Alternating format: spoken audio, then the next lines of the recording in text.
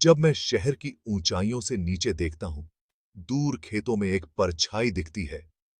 एक किसान जो सूरज से पहले उठता है और चांद के बाद सोता है। उसकी आंखों में उम्मीदें हैं, कंधों पर बोझ भी।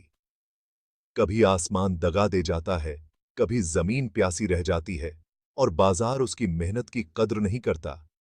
ये कहानी सिर्फ एक किसान की नहीं, करोड़ों किसानों की है, जो हर रोज जंग लड़ते हैं।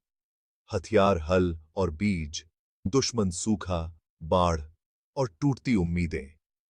लेकिन इसी खामोशी में एक आवाज उठती है, हिम्मत की, फिर से खड़े होने की। आज मैं आपको उस आवाज से मिलवाना चाहता हूं। यह सिर्फ फसल की नहीं, आशा, हिम्मत, एकता, नवाचार और दृढ़ता की कहानी है। चलिए मेरे साथ भारत के खेतों की उन अनकही कहानियों को सुनने, जो ए से जेड तक हमें जिंदगी का सबसे बड़ा सबक सिखाती हैं।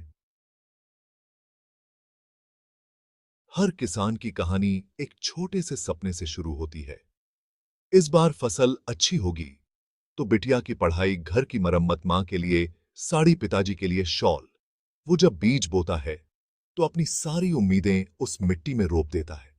उसे लगता है इस बार मौसम साथ देगा, मेहनत रंग लाएगी। हर सुबह अपने पौधों को देखता है, जैसे कोई पिता अपने बच्चे को बड़ा होते देखता है। उसकी ख्वाहिशें बड़ी नहीं, बस परिवार की मुस्कान और बच्चों का भविष्य सुरक्षित रहे। यही मासूम आशाएं उसकी जिंदगी का ईंधन हैं, पवित्र, ठीक उस मिट्टी की तरह जिसमें वो सपने बोता है। सपनों और हकीकत के बीच एक गहरी खाई है, बोझ। ये बोझ कभी साहूकार के कर्ज के रूप में आता है, जिसका ब्याज बढ़ता ही जाता है। कभी सूखे के रूप में, जब बादल रूठ जाते हैं और जमीन सख्त हो जाती है। या बेमौसमी बारिश, ओले, जो महीनों की मेहनत मिट्टी में मिला देते हैं। मंडी में उसकी फसल की बोली लगती है, बिचौलिए कम दाम देते हैं।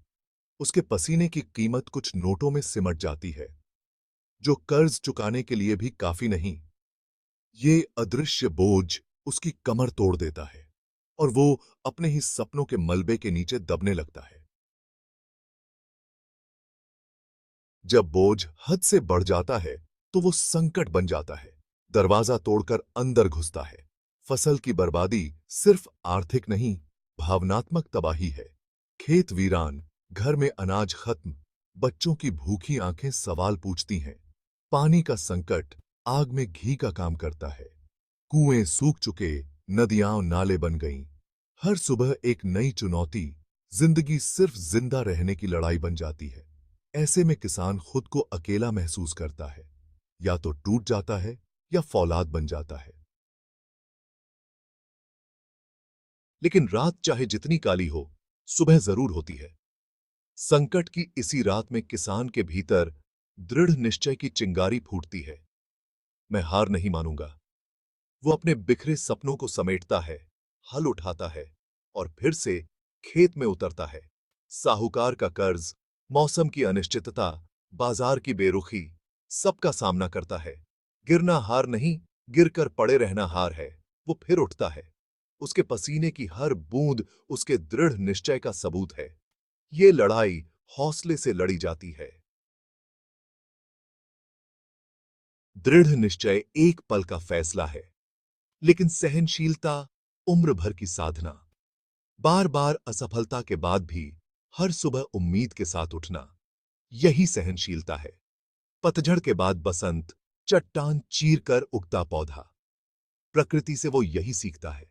उसका शरीर थक सकता है, आत्मा नहीं। वो समाज के ताने, सिस्टम की बेरुखी, किस्मत के लिखे को चुपचाप सहता है। उसकी सहनशीलता ही उसकी सबसे बड़ी ताकत है। वो रोज हारता है ताकि एक दिन जीत सके। अकेला धागा कमजोर, लेकिन हजारों धागे मिलकर रस्सी बन जाते हैं। किसान समझता है उसका दर्द अकेला नहीं, करोड़ों का है। गांव की चौपाल पर किसान इकट्ठा होते हैं, अपना दर्द बांटते हैं और एकता की ताकत पाते हैं।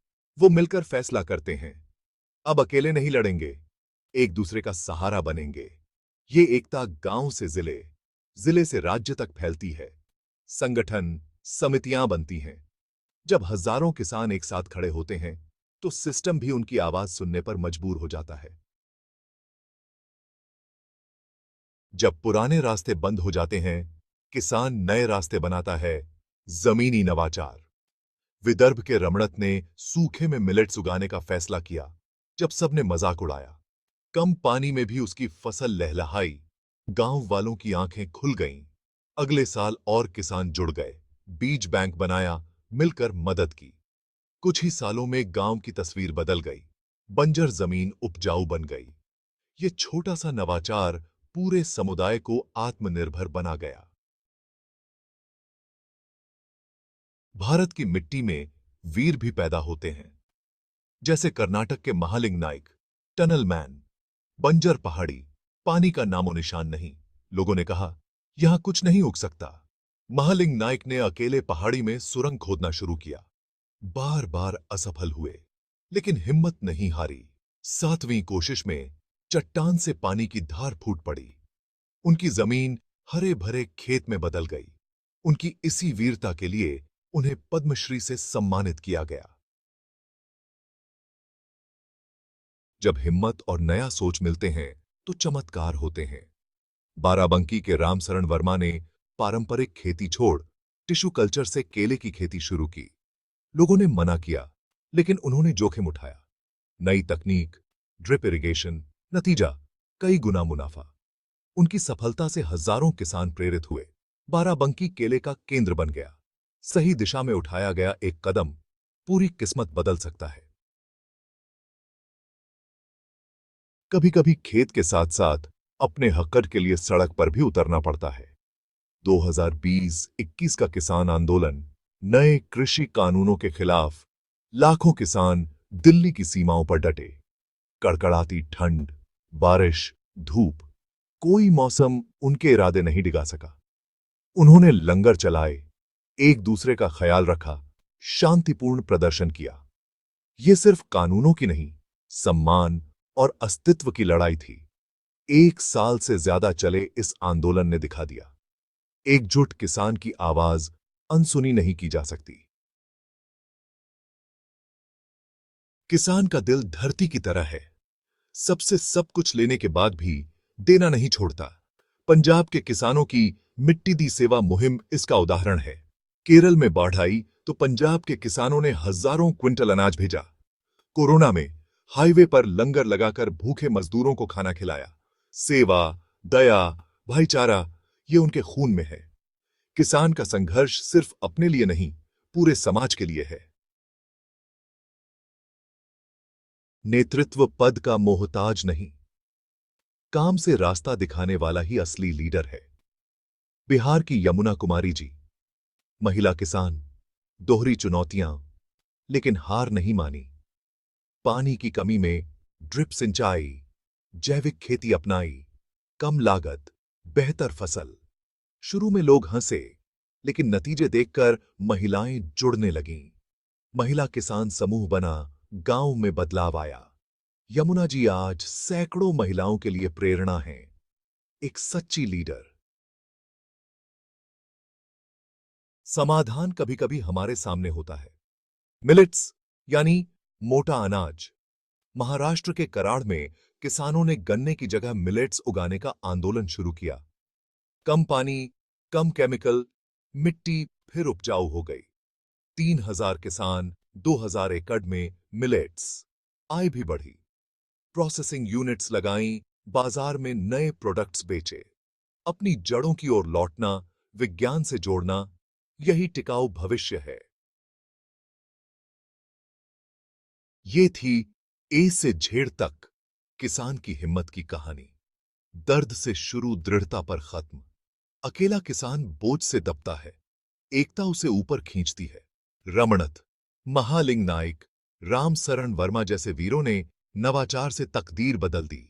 हक की लड़ाई शांति से भी जीती जा सकती है। किसान का दिल हमेशा समाज के लिए धड़कता है। असली ताकत जड़ों में है।